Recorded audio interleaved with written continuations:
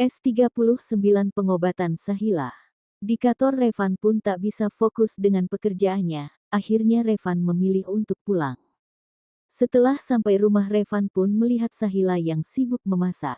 "Mas, kok sudah pulang? Bukannya ini masih siang?" tanya Sahila sambil melihat jam. Revan tak menjawab namun pelukannya untuk Sahila menunjukkan kerinduan. Meskipun baru beberapa jam mereka berpisah, namun rasa rindu tak bisa dibendung. "Memang kenapa kalau aku pulang siang? Itu kantor milikku, jadi terserah aku," ucap Revan santai. "Mas, apa Mas gak malu dilihat Bibi?" ucap Sahila pelan. Revan menggeleng dan semakin mengeratkan pelukannya. Sampai hari sudah sore pun Revan dan Sahila menghabiskan waktunya hanya berdua di dalam kamar. Tak berselang lama suara mobil berhenti di depan rumah dan itu adalah Mike. Dan tak lama kemudian disusul sebuah taksi yang berhenti di halaman rumah dan itu adalah Ririn. "Dokter, kebetulan kita bareng, kalau tahu gitu kan bisa aku jemput." "Kamu bisa aja, panggil saja Ririn, aku cuma sebentar kok, aku ada perlu sama kakak dan kakak ipar, nanti aku balik lagi." Revan terkejut saat Ririn menyuruhnya untuk datang ke rumah sakit, pasalnya obat yang diberitahunya sudah berada di atas meja. "Kenapa harus datang lagi ke rumah sakit? Ini kan obatnya sudah di sini," tanya Revan bodoh membuat Ririn memukul jidatnya sendiri. "Kakak, besok kakak ipar memang harus ke rumah sakit untuk diinfus, karena obat ini dikonsumsi bukan dengan diminum tapi melalui infus, dan itu harus dilakukan di rumah sakit, dan jangan tanya apa-apa lagi daripada kakak membuatku pusing." "Kenapa kamu nggak bilang dari kemarin kalau obat ini melalui infus?" tanya Revan kembali. Revan selalu mengingat tangan Sahila yang bengkak karena infus waktu Sahila pingsan. "Kakak, kalau aku bilang semuanya mungkin kakak tidak akan memperbolehkan kakak ipar untuk berobat, karena semua pengobatan itu memang sakit, meskipun hanya dengan mengkonsumsi obat, jadi kakak turuti saja apa yang aku perintahkan, oke?" Sebelum Revan bicara Sahila sudah berkedip di depannya. Orang sombong kayak gini, tapi sekali mendapat kedipan dari kakak ipar begitu saja sudah tak berkutik. "Aku salut sama kakak ipar, apa yang membuat batu ini takluk," batin Ririn. Sedangkan dalam hati Mike hanya cekikikan melihat bosnya yang diam seribu bahasa itu, namun Revan melihat gerak-gerik Mike pun menatapnya dengan tatapan membunuh. "Sekarang aku mau balik ke rumah sakit, kakak ipar jaga diri baik-baik dan besok kakak harus bawa kakak ipar ke rumah sakit," ucap Ririn dan langsung berlalu meninggalkan Revan dan Sahila. Sedangkan Mike langsung mengikuti Ririn untuk mengantarnya. Revan masih membayangkan bagaimana sakitnya diinfus, tangan yang ditusuk jarum itu membengkak bahkan mengeluarkan darah. "Mas, kenapa?" kata Sahila saat melihat Revan memejamkan matanya sambil geleng-geleng. Revan melihat tangan kecil Sahila dan selalu memegangnya. "Apa kamu benar-benar siap untuk berobat? Pasti sakit," ucapan Revan melemah. "Aku yakin, bahkan sangat yakin ini bukan pertama kali aku disuntik jarum Mas, jadi aku tidak takut," ucapnya tegar berharap Revan tidak gelisah. "Apa ada yang lucu Tuan Mike?" tanya Ririn saat melihat Mike selalu tersenyum. "Sangat lucu, kamu nggak lihat reaksi bos tadi," ucap Mike. Ririn langsung saja mengingat reaksi Revan saat dirinya menjelaskan tentang pengobatan. "Itulah Kak Revan. Sombongnya memang nggak ketulungan, tapi aku heran wanita seperti Kak Sahila kok bisa menaklukkan dia. Aku pikir tak ada wanita yang bisa singgah di hatinya selain Kania. Bahkan Kak Revan bisa tak berkutik jika tentang kakak ipar, bahkan apapun yang bersangkutan dengan kakak ipar dia begitu mengkhawatirkannya. Itulah kelebihannya bos, meskipun sombong dan angkuh, sekali dia mencintai seseorang, dia tidak akan memberikan luka. Meskipun banyak sekali rintangan yang Nona alami, bahkan hinaan dari bos sering keluar dari mulutnya, tapi itu dulu sebelum bos mengenalnya lebih dekat, dan kesabaran Nona lah yang membuat bos itu bertekuk lutut padanya." Mike menjelaskan panjang lebar pada Ririn semua dari awal yang membuat Ririn mengangguk-anggukkan kepalanya. Revan hanya berguling ke kanan ke kiri membuat Sahila tak bisa memejamkan mata karena tubuh besar Revan yang selalu bergerak. "Mas, kamu kenapa? Apa kamu sakit?" tanya Sahila khawatir melihat Revan dengan tingkahnya. Revan menggeleng. "Terus kenapa dari tadi kok nggak tidur?" Revan langsung bangun dari tidurnya, dan kini posisi mereka saling berhadapan. Aku teringat ucapan Ririn tadi, ucap Revan lembut. Sahila langsung menerka semua yang diucapkan Ririn. Sahila tertawa lepas seperti tak ada beban sama sekali. Apa aku lucu? Lama-lama kamu seperti Mike suka menertawakanku. Sahila menggeleng. Mas, di sini aku yang menjalaninya saja tidak kepikiran. Kok malah kamu yang gelisah? Aku nggak apa-apa. Aku yakin dokter Ririn akan memberikan yang terbaik, dan mas nggak usah khawatir, ucap Sahila pada Revan berharap Revan akan segera tidur. Benar saja setelah Sahila menjelaskan, Revan langsung menutup dirinya dengan selimut. Dunia mimpi saat ini lebih indah daripada dunia nyata, semua beban berat yang ada hilang sudah, namun itu cuma sesaat, tapi setidaknya itu membuat pikirannya sedikit lega.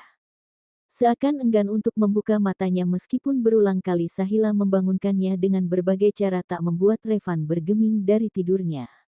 Kap, sebuah morning kiss mendarat di bibir Revan dari Sahila yang langsung membuatnya terbangun. Apa? Jadi benar apa yang aku rasakan? Ucap Revan berpura-pura bodoh. Dan itu hanya untuk hari ini saja, Mas tidak akan mendapatkannya lagi, hitung-hitung diskon karena Mas tadi malam sudah nurut. Sebuah senyuman licik muncul dari bibir Revan. Kalau gitu mulai sekarang aku akan nurut, biar dapat diskon tiap hari, ucap Revan. Sedangkan Sahila tak mau menjawab dan langsung ke kamar mandi. Setelah keduanya siap, mereka turun dan menemui Ririn untuk pergi ke rumah sakit. Apa kakak ipar sudah siap? Ririn memastikan. Sahila mengangguk. Kalian hati-hati, Papa doakan semoga cepat berhasil, ucapan Pak Cakra. Di dalam mobil Sahila terlihat biasa saja, wajahnya ceria, obrolannya dengan Ririn membuatnya tertawa renyah. Namun Revan tak peduli itu, karena dalam hatinya saat ini sedikit kalut, pikirannya kembali memikirkan semua perkataan Ririn tentang efek samping dari pengobatan. Kenapa hanya diam saja? Biasanya kamu paling cerewet di antara kami, iya kan Tuan Mike? Sahila sedikit bercanda. Nona kan semalam yang tidur dengan bos, apa Nona nggak tahu kalau bos sakit gigi, ucapan Mike langsung mendapat tatapan tajam dari Revan. Sedangkan Sahila dan Ririn tertawa lepas. Tak ada yang mengetahui bagaimana kehidupan yang akan datang, tak ada yang tahu pula bagaimana isi hati seseorang meskipun itu orang terdekat, seseorang hanya bisa mengira dari raut wajah, meskipun kadang tak sesuai ekspektasi kita, terkadang wajah bisa menipu, namun meskipun hati yang tak nampak, dialah yang sebenarnya mengartikan sebuah kebaikan maupun keburukan, semua itu tergantung dengan benda lunak yang bernama hati. Ketakutan Revan pun tak sesuai ekspektasinya, ketakutan yang menyelimuti hatinya langsung hilang seketika melihat wajah Sahila yang langsung menampilkan senyuman manis. Apa ini tidak sakit sayang, ucapnya mengelus rambut Sahila yang saat ini berbaring. Sahila menggeleng dan terus memberikan ucapan-ucapan yang tidak membuat Revan gelisah. Apa kakak pernah digigit semut merah, ucap Ririn sambil membenarkan letak infus Sahila. Pernah. Jangankan semut merah, kelabang merah pun aku pernah, ucapnya sombong. Nah, bagaimana rasanya? Apakah sakit? Dengan cepat Revan menggeleng. Nah, infus kakak ipar itu rasanya seperti digigit semut, dan aku heran ketakutan kakak itu tak beralasan, jadi jangan dibesar-besarkan, kakak tunggu saja di sini, aku akan ke ruanganku. Nanti kalau kakak ipar merasa ada keluhan panggil aku saja di ruanganku, ucap Ririn dan langsung keluar dari ruang rawat Sahila. Mike pun ikut pamit karena pekerjaan di kantor yang begitu menumpuk. Benar saja, setelah beberapa jam, Revan sangat panik dan wajahnya terlihat begitu marah. Saat Ririn datang pun reaksi wajahnya masih datar. Ririn hanya diam karena tahu apa yang sedang menyelimuti hati sepupunya saat ini.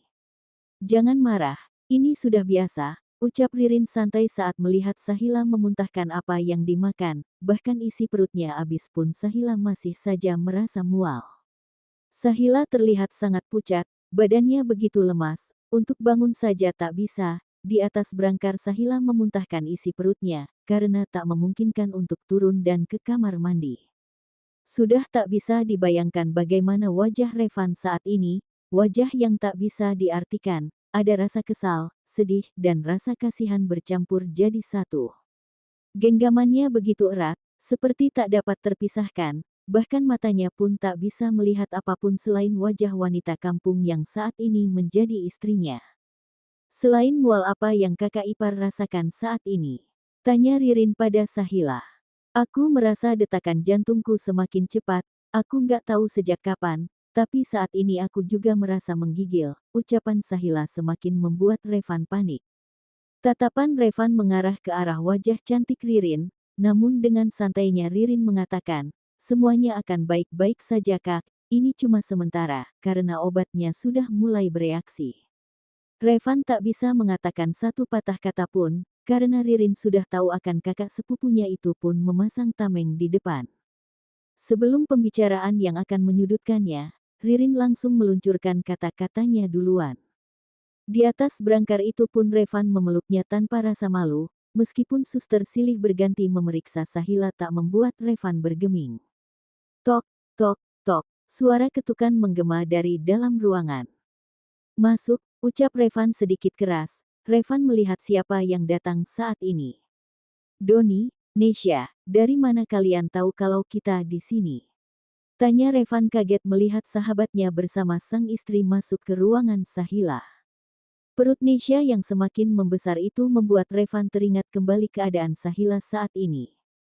Kami tadi dari rumah kamu, katanya Nesya kangen sama Sahila, tapi kata bibi kamu ada di rumah sakit, dan kebetulan kami ketemu dengan Om Cakra dan memberi tahu kalau kalian di rumah sakit ini. Sahila sakit apa? Tanya Nesya yang khawatir melihat wajah pucat Sahila. Nesya mendekat ke arah Sahila. Revan maupun Sahila hanya diam tak menjawab pertanyaan Nesya. Sahila langsung tersenyum melihat perut buncit Nesya, kebahagiaannya mulai terpancar. Meskipun bukan dirinya yang hamil, setidaknya kehamilan Nesya bisa mengobati keinginannya untuk menjadi seorang ibu. Di dalam ruangan itu pun akhirnya terjadi adegan yang mengharukan. Sahila memeluk sahabat satu kampungnya itu yang sudah lama tak pernah bertemu, itu pun diiringi dengan air mata, karena bukan hanya rasa kangen saja yang ada dalam hati Sahila saat ini. Kamu dan Kak Doni pasti sangat bahagia dengan kehamilanmu ini. Ucapan Sahila terbata-bata, bahkan air matanya mulai menetes. Seketika itu Revan Langaung menghampiri dan merangkul pundak kecil itu. Kamu tenang ya, nanti kamu pasti akan hamil juga. Aku janji aku akan memberikan anak berapapun yang kamu mau.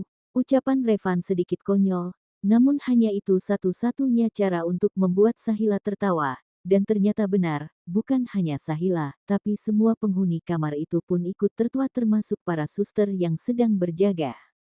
Mas, aku malu, apa mas nggak lihat di sini banyak orang? Sahila melihat ke arah samping, dan suster yang cekikikan itu pun langsung diam setelah mendapat tatapan dari Revan.